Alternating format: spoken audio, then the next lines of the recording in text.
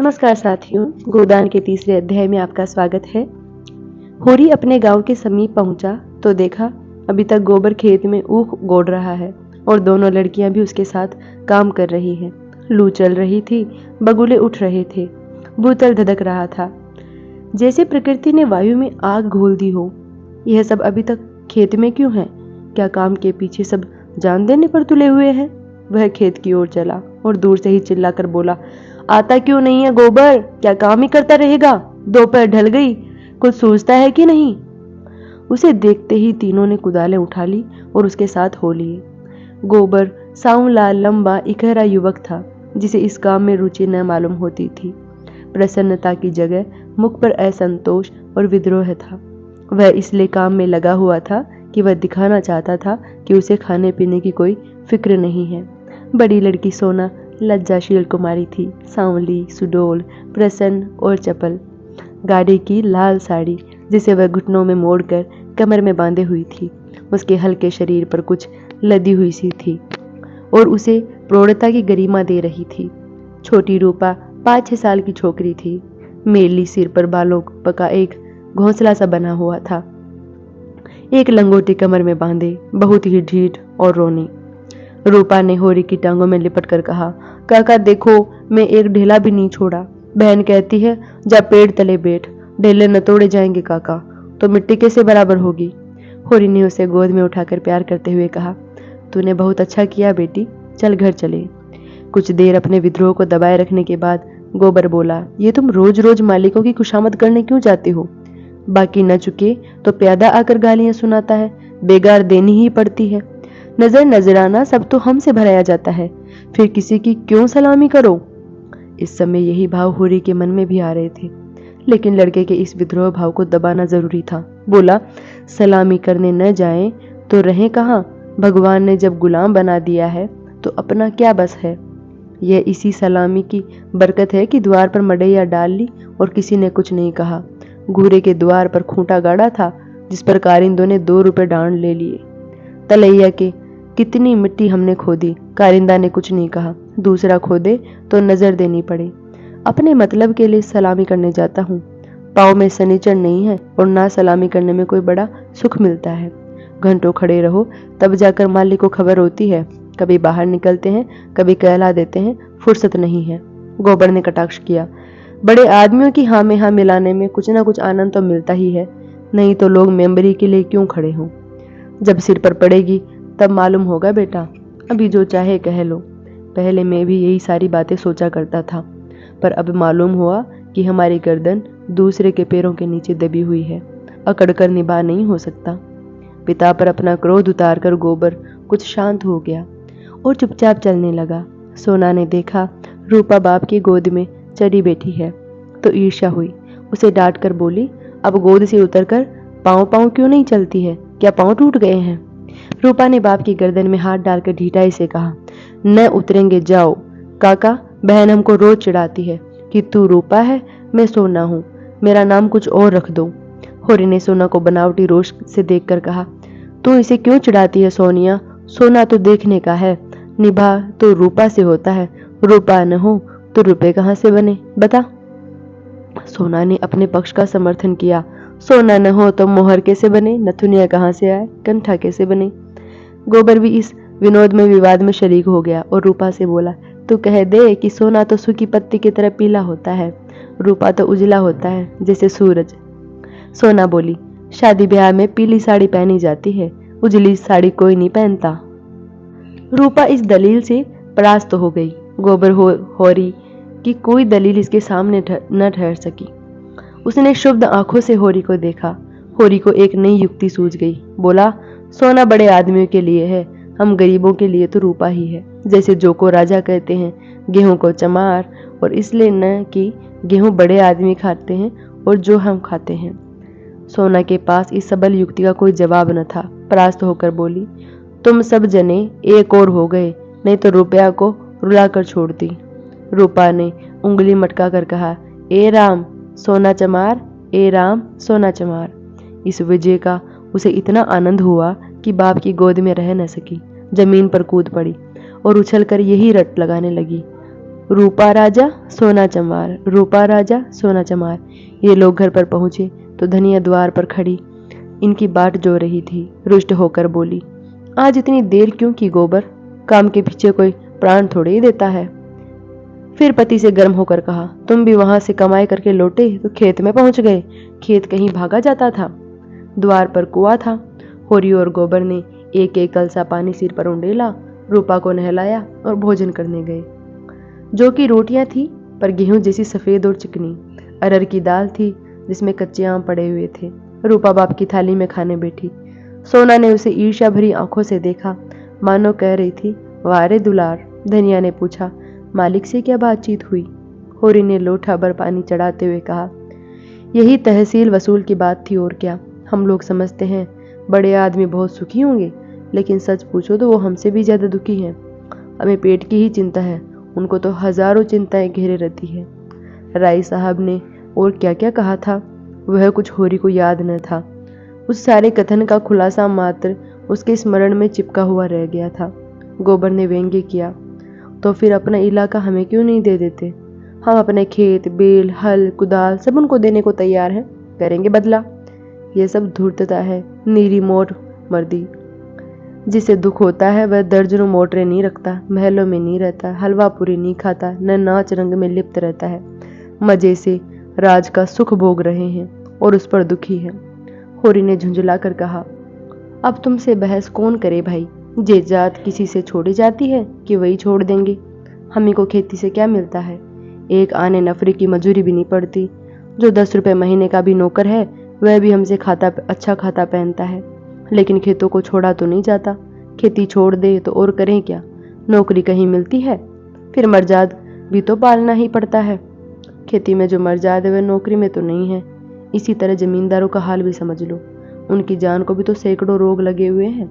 हाकिमों को रसद पहुंचाओ, उनकी सलामी करो, अमलों को खुश करो, तारीख पर माल गुजारी न चुका दे तो हवालात हो जाए, कुड़की आ जाए। हमें तो कोई हवालात नहीं ले जाता, 2-4 गालियां गुड़कियां ही तो मिलकर रह जाती है। गोबर ने प्रतिवाद किया, ये सब कहने की बातें हैं। हम लोग दाने दाने को मोहताज हैं। देह पर साबित कपड़े नहीं हैं। चोटी का पसीना एड़ी तक आ जाता है और तब भी गुजर नहीं होता। उन्हें क्या, मजे से गद्दी मसनद लगाए बैठे हैं। सैकड़ों नौकर चाकर हैं, हजारों आदमियों पर हुकूमत है। रुपए न जमा होते हो पर सुख तो सभी तरह के भोगते हैं। धन लेकर आदमी और क्या करता है? तुम्हारी समझ में हम और वह बराबर है? भगवान ने तो सबको बराबर ही बनाया है। ये बात नहीं है बेटा। छोटे बड़े भगवान के घर से बनकर आते हैं। संपत्ति बड़ी तपस्या से मिलती है। उन्होंने पूर्व जन्म में जैसे कर्म किए हैं उसका आनंद भोग रहे हैं। हमने कुछ नहीं समझा तो भोगे क्या? यह सब मन को समझाने की बातें हैं। भगवान सबको बराबर मानते हैं। यह जिसके हाथ में लाठी है वह गरीबों को कुचलकर बड़ा आदमी बन जाता है। यह तुम्हारा भ्रम है। मालिक आज भी 4 घंटे रोज भगवान का भजन करते हैं। किसके बल पर यह भजन भाव और दान धर्म होता है? अपने बल पर नहीं, किसानों के बल पर और मजदूरों के बल पर। यह पाप का धन पचे कैसे? इसलिए दान धर्म करना पड़ता है। भगवान का भजन भी इसलिए होता है। और भूखे नंगे रहकर भगवान का भजन करें तो हम भी देखें। हमें कोई 2 जून खाने को दो तो हम 8 पैर भगवान का ही जाप करते रहें। एक दिन खेत में ऊख गोड़ना पड़े तो सारी भक्ति भूल जाए। होरी ने हार कर कहा, अब तुम्हारे मुंह कौन लगे भाई? तुम तो भगवान की लीला में भी टांग अड़ाते हो। तीसरे पहर गोबर कुदाल लेकर चला तो होरी ने कहा, जरा ठहर जाओ बेटा, हम भी चलते हैं। तब तक थोड़ा सा भूसा निकाल कर रख दो, मैंने भोला को देने को कहा है, बेचारा आजकल बहुत तंग है। गोबर ने अवज्ञा भरी आंखों से देखकर कहा, हमारे पास बेचने को भूसा नहीं है। बेचता नहीं हो भाई, यूं ही दे रहा हूं। वह संकट में है, उसकी मदद तो करनी पड़ेगी। हमें तो उन्होंने कभी एक गाय ही नहीं दी। दे तो रहा था पर हमने ली नहीं। धनिया मटक कर बोली, गाय नहीं वह दे रहा था। इन्हें गाय दे देगा। आंख में अंजन लगाने को कभी चुल्लू भर दूध को तो भेजा नहीं, गाय दे देगा। होरी ने कसम खाई, नहीं, जवानी कसम, अपने पछाए गाय दे रहे थे। हाथ तंग है, भूसा चारा नहीं रख सके। अब एक गाय बेचकर भूसा लेना चाहते हैं। मैंने सोचा संकट में पड़े आदमी की गाय क्या लूं, थोड़ा सा भूसा दिए देता हूँ। कुछ रुपए हाथ आ जाएंगे तो गाय ले लूंगा, थोड़ा थोड़ा करके चुका दूंगा। 80 रुपए की है, मगर ऐसी कि आदमी देखता रहे। गोबर ने आड़े हाथों लिया। तुम्हारा यही धर्मात्मापन तो तुम्हारी दुर्गत कर रहा है। साफ साफ बात तो ये है कि 80 रुपए की गाय है, हमसे 20 रुपए का भूसा ले ले और गाय हमें दे दे, 60 रुपए रह जाएंगे, हम धीरे धीरे दे देंगे।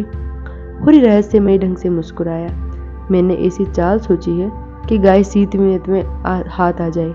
कहीं भोला की सगाई ठीक करनी है, बस 2-4 मन भूसा तो खाली अपना रंग जमाने को देता हूँ। गोबर ने तिरस्कार किया। तो तुम अपनी सगाई ठीक करते फिरोगे?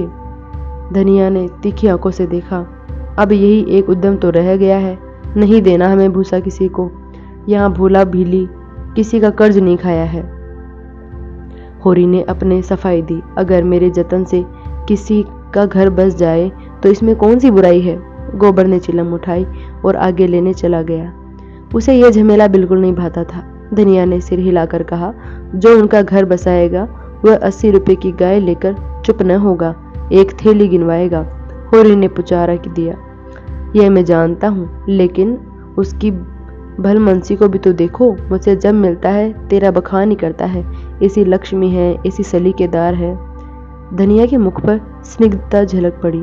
मन भाए मुड़िया हिलाए वाले भाव से बोली, मैं उसके बखान की भूखी नहीं हूँ, अपना बखान धरे रहे। होरी ने स्नेह भरी मुस्कान के साथ कहा, मैंने तो कह दिया भैया कि वह नाक पर मक्खी भी नहीं बैठने देती, गालियों से बात करती है, लेकिन वह यही कहे जाए कि वह औरत नहीं लक्ष्मी है। बात यह है कि उसकी घरवाली की जबान बड़ी तेज थी। बेचारा उसके डर के मारे भागा भागा फिरता था। कहता था, जिस दिन तुम्हारी घरवाली का मुंह सवेरे देख लेता हूँ उस दिन कुछ ना कुछ जरूर हाथ लगता है। मैंने कहा, हाथ लगता होगा, यहाँ तो रोज देखते हैं, कभी पैसे से भेंट ही नहीं होती। तुम्हारे भाग ही खोटे हैं तो मैं क्या करूं? लगा अपनी घरवाली की बुराई करने। भिखारी को भीख तक देती, झाड़ू लेकर मारने दौड़ती थी, लालची ऐसी थी कि नमक तक दूसरों के घर से मांग लाती थी। मरने पर किसी की क्या बुराई करूं, मुझे देखकर जल उठती थी। भोला बड़ा गमखोर था कि उसके साथ निबाह कर लिया। दूसरा होता तो जहर खाकर मर जाता। मुझसे 10 साल बड़े होंगे भोला, पर राम राम पहले ही करते हैं। तो क्या कहते थे कि जिस दिन तुम्हारी घरवाली का मुंह देख लेता हो तो क्या होता है? उस दिन भगवान कहीं ना कहीं कुछ भेज देते हैं। बहुएं भी तो वैसे ही चटोरी नाई है। अब की सबों ने 2 रुपए के खरबूजे उधर खा डाले। उधार मिल जाए तो उन्हें चिंता नहीं होती कि देना पड़ेगा या नहीं। अरे भोला, रोते काहे को हो? गोबर आकर बोला। भोला दादा आप पहुंचे। मन दो मन भूसा है, वह उन्हें दे दो, फिर उनकी सगाई ढूंढने निकलो। धनिया ने समझाया, आदमी द्वार पर बैठा है, उसके लिए खाटवाड़ तो डाल नहीं दी, ऊपर से लगे भुनभुनाने। कुछ तो भलमनसी सीखो, कलसा ले जाओ, पानी भर कर रख दो, हाथ मुंह धोए, कुछ रस पानी पिला दो। मुसीबत में ही आदमी दूसरे के सामने हाथ फैलाता है। होरी बोला, रस वस से काम नहीं, कौन पाहुने हैं? धनिया बिगड़ी, पाहुने और कैसे होते हैं? रोज रोज तो तुम्हारे द्वार पर नहीं आते हैं। इतनी दूर से घूम घाम के आए हैं, प्यास लगी ही होगी। रुपया देख, डब्बे में तमाकू है कि नहीं? गोबर के मारे काहे को बची होगी? दौड़कर 1 पैसे की तमाकू सवा उनकी दुकान से ले ले। भोला की आज इतनी खातिर हुई और कभी न हुई होगी। गोबर ने खाद डाल दी, सोना रस घोल लाई, रुपा तमाकू बढ़ लाई। धनिया द्वार पर किवाड़ की आड़ में खड़ी अपने कानों से अपना बखान सुनने के लिए अधीर हो रही थी। भोला ने चिलम हाथ में लेकर कहा, अच्छी घरनी घर में आए तो समझो कि लक्ष्मी आ गई। वही जानती है छोटे बड़े का आदर सत्कार कैसे करना चाहिए। धनिया के हृदय में उल्लास का कंपन हो रहा था। चिंता और निराशा और अभाव से आहत आत्मा इन शब्दों के एक कोमल शीतल स्पर्श का अनुभव कर रही थी। होरी जब भोला का खांचा उठाकर भूसा लाने अंदर चला तो धनिया भी पीछे पीछे चली। होरी ने कहा, जाने कहां से इतना बड़ा खांचा मिल गया, किसी भड़बूचे से मांग लिया होगा, मन भर से कम न भरेगा, 2 खांचे भी दिए तो 2 मन निकल जाएंगी। धनिया फूली हुई थी, मलामत की आंखों से देखती हुई बोली, या तो किसी को न्योता न दो और 2 तो भरपेट खिलाओ। तुम्हारे पास फूल पत्र लेने थोड़े ही आए हैं कि चंगेरी लेकर चलते। देते ही हो तो 2-3 खांचे तो दे दो। भला आदमी लड़कों को क्यों नहीं लाया? अकेले कहाँ तक ढोएगा, जान निकल जाएगी। 3 खांचे तो मेरे दिए न दिए जाएंगे, तब क्या 1 खांचा देकर टालोगे? गोबर से कह दो अपना खांचा भरकर उनके साथ चला जाए। गोबर ऊख गोड़ने जा रहा है। एक दिन न गोड़ने से ऊख सूख न जाएगी। यह तो उनका काम था कि किसी को अपने साथ ले लेते। भगवान के दिए दो दो बेटे हैं, न होंगे घर पर, दूध लेकर बाजार गए होंगे। यह तो अच्छी दिल लगी है कि अपना माल भी दो और उसके घर तक पहुंचा भी दो। लाद के लदा के लादने वाला साथ कर दे। अच्छा भाई, कोई मत जाइए, मैं पहुंचा दूंगी। बड़ों की सेवा करने में लाज नहीं है। और 3 खांचे उन्हें दे दूं तो अपने बेल क्या खाएंगे। यह सब तो न्योता देने से पहले ही सोच लेना था। न हो तुम और गोबर दोनों जने चले जाओ। मुरवत मुरवत की तरह की जाती है, अपना घर उठाकर नहीं दे दिया जाता। अभी जमींदार का प्यादा आ जाए तो अपने सिर का भूसा लाद कर पहुंचाओगे तुम, तुम्हारा लड़का लड़की सब। और वहां शायद मंदोमन लड़की भी गाड़नी पड़े। जमींदार की बात और है। हाँ, वह डंडे के जोर से काम लेता है ना। उसके खेत नहीं जोतते, खेत जोतते हैं तो लगान नहीं देते। अच्छा भाई, जान न खा, हम दोनों चले जाएंगे। कहाँ कहाँ से मैंने इन्हें भूसा देने को कह दिया। या तो चलेगी नहीं, या चलेगी तो दौड़ने लगेगी। 3 खांचे भूसे से भर दिए गए। गोबर कुढ़ रहा था।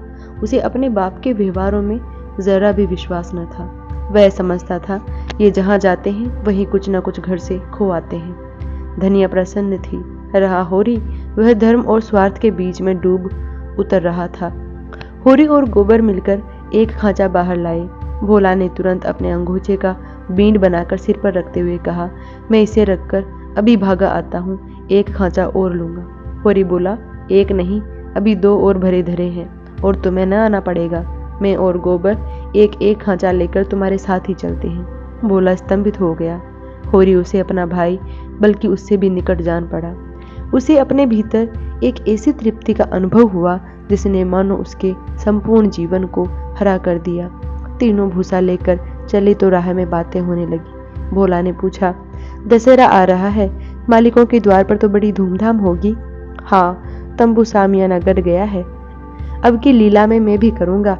राय साहब ने कहा कि तुम्हें राजा का जनक का माली बनना पड़ेगा। मालिक तुमसे बहुत खुश है, उनकी दया है। एक क्षण के बाद भोला ने फिर पूछा, सगुन करने के लिए रुपए का कुछ जुगाड़ कर लिया है? माली बन जाने से तो गला न छूटेगा। होरी ने मुंह का पसीना पोंछ कर कहा, उसी की चिंता तो मारे डालती है दादा। अनाज तो सबका सब खलिहान में ही तुल गया। जमींदार ने अपना लिया, महाजन ने अपना लिया। मेरे लिए 5 सेर अनाज बचा। यह भूसा तो मैंने रातों रात ढोकर छिपा दिया था, नहीं तो तिनका भी न बचता। जमींदार तो एक ही है, मगर महाजन 3 है। संवयन अलग और मंगरू अलग, दाता दीन पंडित अलग। किसी का ब्याज भी पूरा न चुका। जमींदार के भी आधे रुपए बाकी पड़ गए। संवयन ने फिर रुपए उधार लिए तो काम चला। सब पर किफायत करके देख लिया भैया, कुछ नहीं होता। हमारा जन्म इसलिए हुआ है कि अपना रक्त बहाएं और बड़ों का घर भरें। मूल का दुगना सूद भर चुका है, पर मूल ज्यों का त्यों सिर पर सवार है।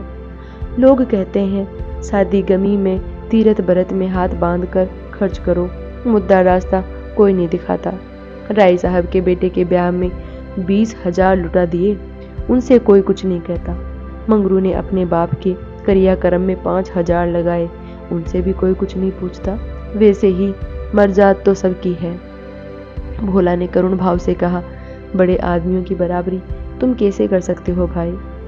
आदमी तो हम भी हैं। कौन कहता है हम तुम आदमी हैं? हम में आदमियत है कहीं?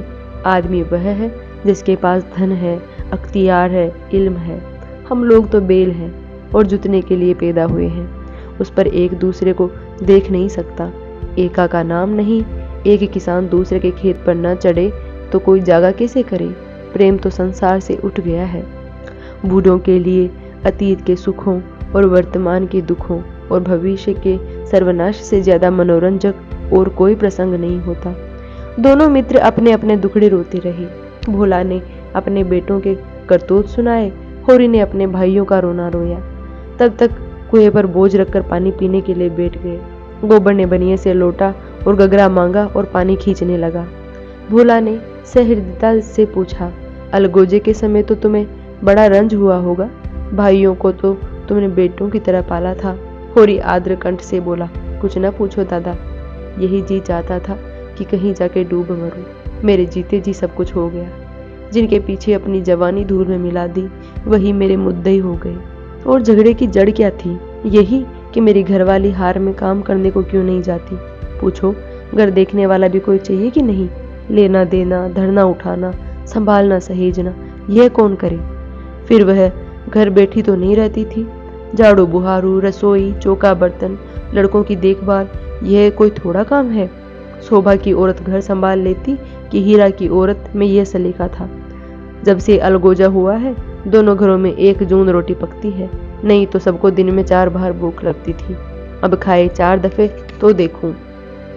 इस मालिकपन में गोबर की माँ की जो दुर्गत हुई है वह मैं ही जानता हूँ।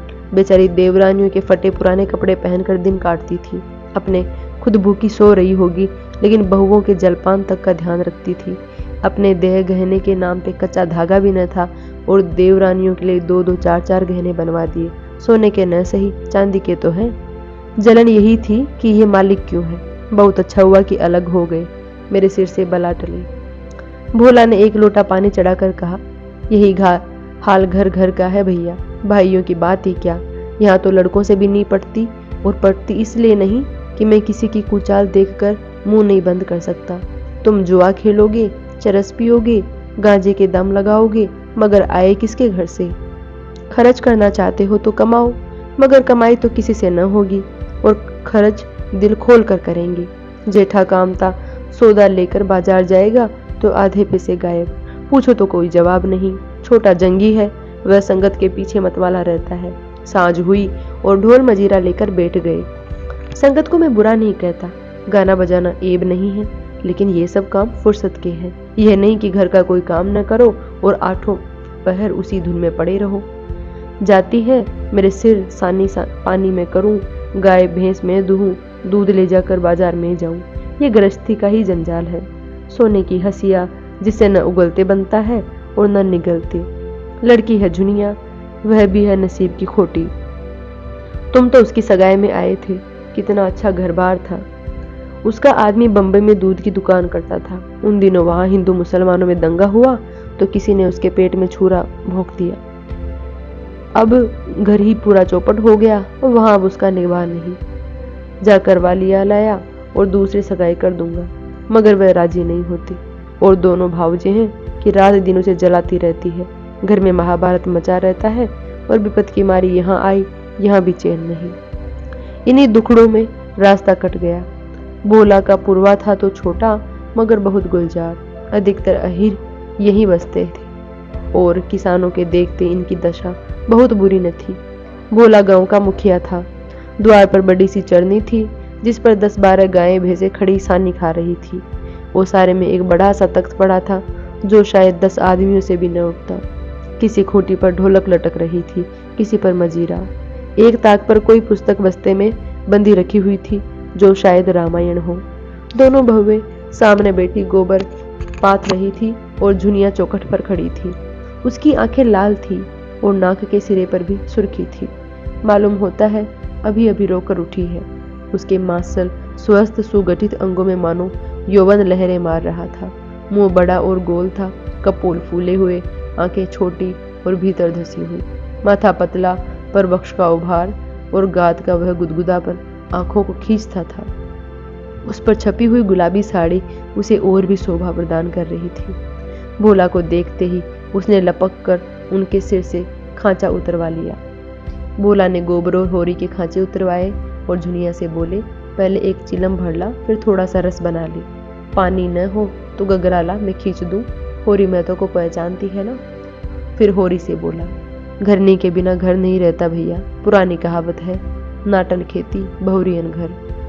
नाटे बेल क्या खेती करेंगे और बहुएं क्या घर संभालेगी। जब से इनकी माँ मरी है जैसे घर की बरकत ही उठ गई है। बहुएं आटा पाथ लेती है पर गृहस्थी चलाना क्या जाने।